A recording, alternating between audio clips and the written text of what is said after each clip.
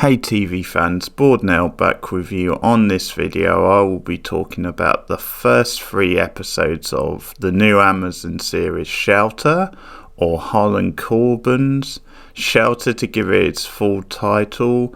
So this is just going to be an overview of what I thought overall of the first 3 episodes which have all been released, and just give you my impressions and whether I think it's worth continuing with past the first 3 episodes, or if it's worth your time checking out those first 3 episodes. So this is based on a trilogy of novels which Harlan Coben has done, which the feature character is the Mickey character. So it probably suggests then if this first series does well enough, then we'll get at least a couple more series to complete the trilogy. So at the start of the story, Mickey loses his father in a tragic car accident. We pick up sometime later with his mother in a mental institution and preparing to come out of that. Mickey's been living with his aunt, played by Kirsten Zimmer, and Mickey is about to start a new school. And on his first day there, he comes across this fellow new student, Emma, I think her name was, and they initially sort of strike up a bond because they're both new there, because they both have experienced trauma.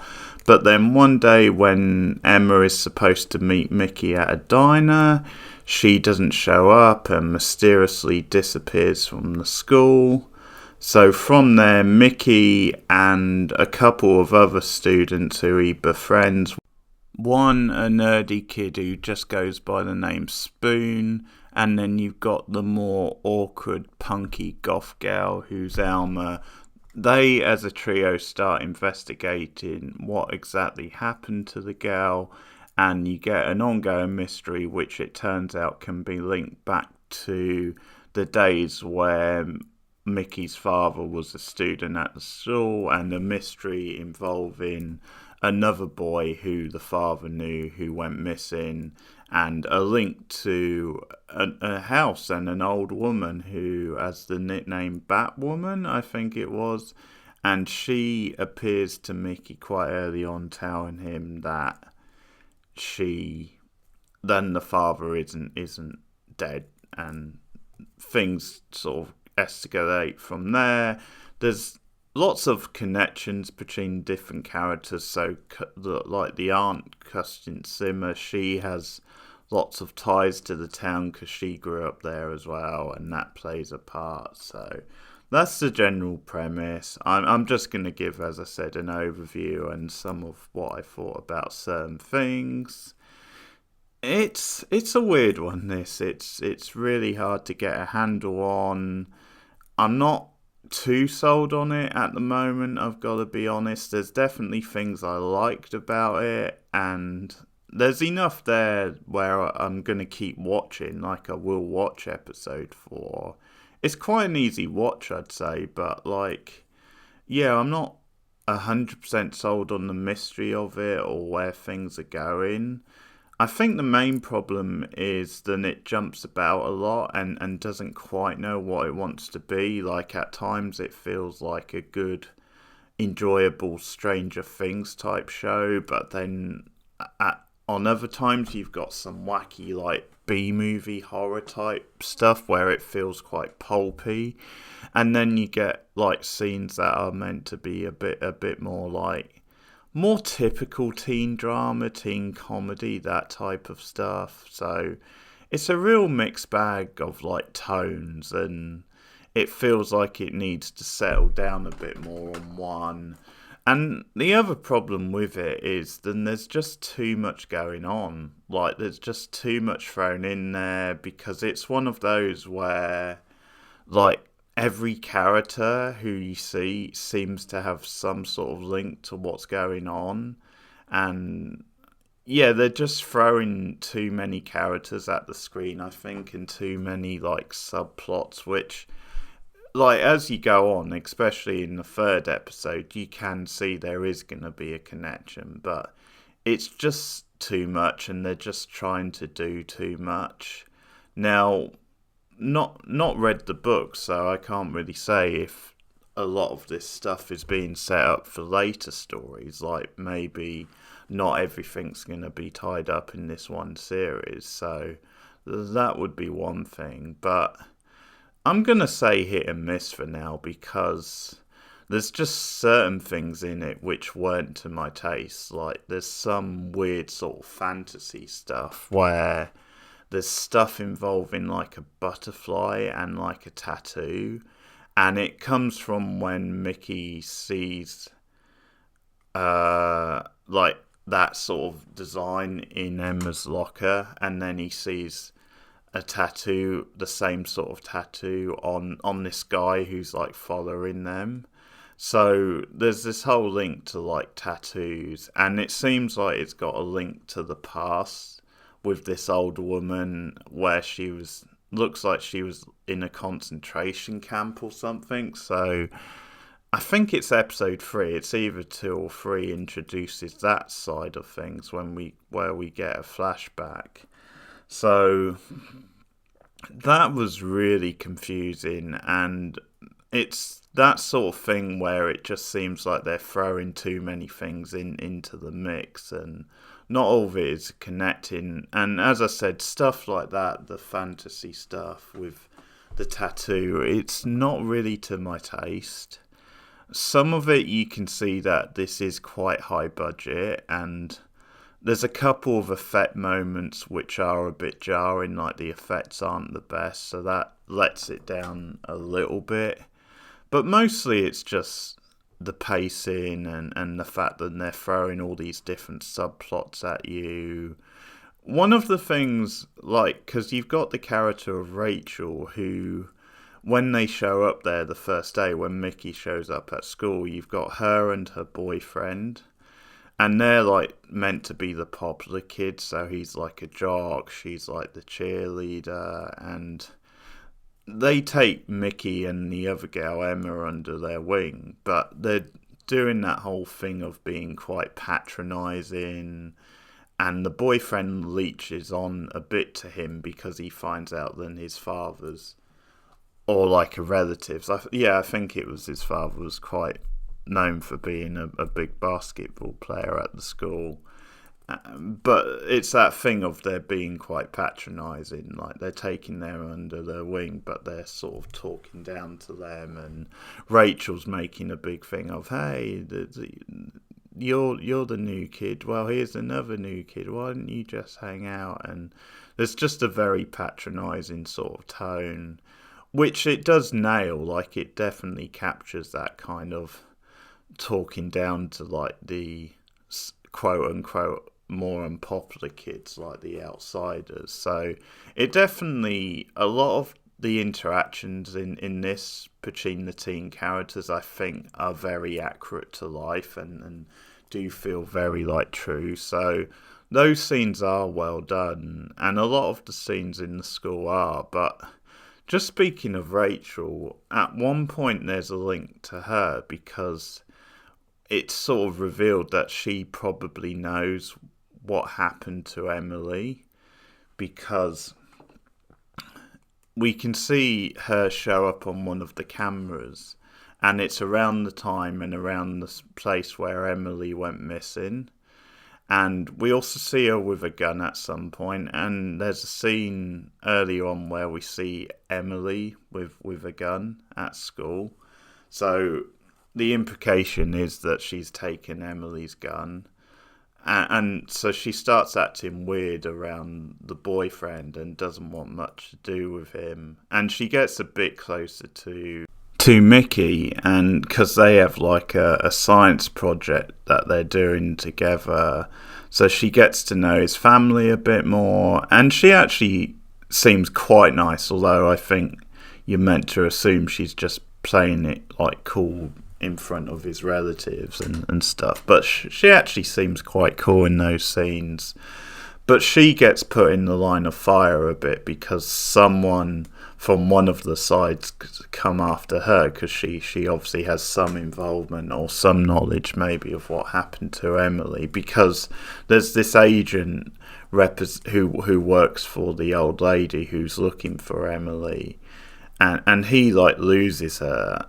And when I explain his thing, like he's either undercover as an assistant at school, or he is like a teaching assistant, but he's there at the school looking for her, and when he says he can't find her, like the old lady says, well, it doesn't matter, and he gets killed, and they just send like a letter of resignation, and that leads like the teacher to start investigating that, so she knows stuff. But you can see as I'm explaining this why I think there's too much going on, basically. But my point with Rachel was I quite like her as a character. Like, the actress, I think, is quite good, and she feels like she could be quite a good character to watch, as she has a little bit of an arc, and maybe it's revealed she can be like an ally to like Mickey and the others maybe. But it's just another example where I don't think she needs to be that heavily involved. She doesn't have to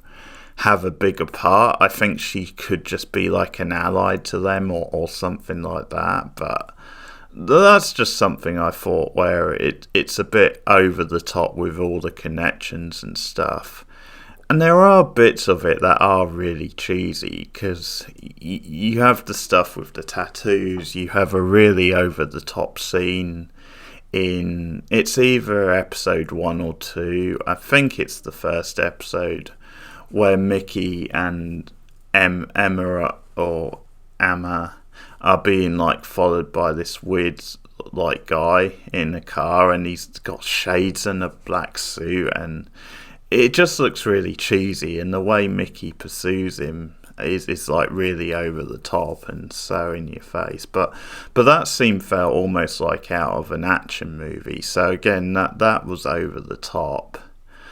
But as I said, good things. The teen stuff, especially with the 3 leads, I'm quite into them. I quite like them. I would say the nerdy guy is the most annoying out of the 3. Like, I think at times he's a bit too OTT with his quite quirky saying random stuff. But even him, I don't mind too much. And the other 2 I prefer. Like, I prefer the actors, and they're quite grounded and they've got good chemistry.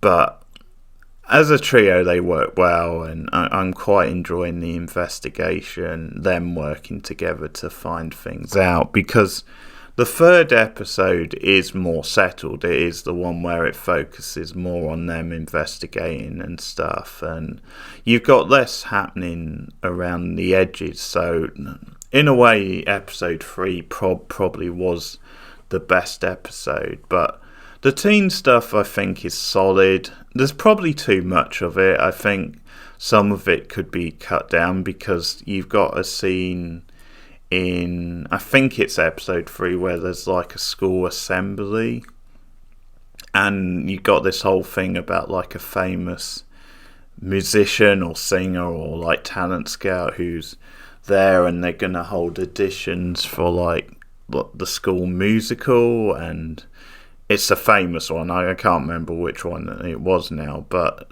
like Nerd Guy Spoon is getting all excited because it's like it's his dream, because he idolizes this pop star. And yeah, like Emma's just being like, yeah, chill the fuck out, dude. But scenes like that, I think, just go on a bit too long. They could have been cut down, those sorts of scenes, because they're not really adding that much to the plot, and it just felt like that scene went on a bit long. But episode 3 was more focused. You've got a pretty good cast overall. Kirsten Zimmer I really like, and I like the connection with her and Mickey. She's really sparky and has a bit of a wit to her, quite a dry wit. But the scenes where she has to pick him up because he's been like arrested, because that's another thing, is they do hint at sort of like police racism and things like that, because it's implied that he's being arrested and treated the way he is because of the colour of his skin, and that's something she brings up because she's a lawyer, so when she comes to pick him up, she like threatens to slap them with a lawsuit over like that thing like racism, and that's when the guy backs up. But he gets arrested like a couple of times because he gets into incidents, because one of the big things in episode 1 is that when the new girl goes missing, he goes over to, it's him and Spoon I think, go over to like the house or the address he's been given for her, and it turns out she doesn't live there, and the woman claims that she doesn't have a daughter, and at the same time the father's being, or her husband has been beat up and stretchered out, being stretchered to hospital. So there's this whole thing where the agent looking for the girl has gone to the house thinking it's the place as well. So that sort of leads to something. But once again, I think that highlights, and there is a lot going on. There's quite a lot of coincidences because the parents of like the jock character, they have ties to the main characters as well, because the mother knows Custon Zimmer's character from like years ago. They went to school together, and it turns out then the father is like the racist cop who like knows her as well from high school and things like that. So there's a lot of coincidences like that, and as I said, they overdo it with the links, but they're probably just going for that, well, it's a small town, everybody knows everyone type of deal. But that's my overall like thoughts on the first 3, like jumping about a lot because it is 3 episodes, but I'd say it's worth a look, and depending on your tastes, you might get into it, you might not. As I said, it's a bit of a weird one because there's definitely things that I like, and there's definitely things that make me intrigued to keep watching, but there's also things that are very jarring and things which take me out of it a bit, and which I kind of think are just going to probably continue, like they're not going to get much better, but who knows? We'll wait and see. I will be doing episode 4, so that will be more of a focused review on that episode. So to sum up, I think it's hit and miss. Like, I can't wholly recommend it based on these 3 episodes, but I can't totally dismiss it neither. I can't say, yeah, don't watch this is trash. Hit and miss is what I would say so far, with enough in there to make me think it might be worth sticking with for a little while longer. That's sort of how I would sum it up. But let me know your thoughts if you've seen the first 3 episodes in the comments below. Like and subscribe as always. Share me out on social media. And also let me know your thoughts if you've read any of the books. Let me know how this compares to the books. But thanks for listening, and I'll see you guys again soon.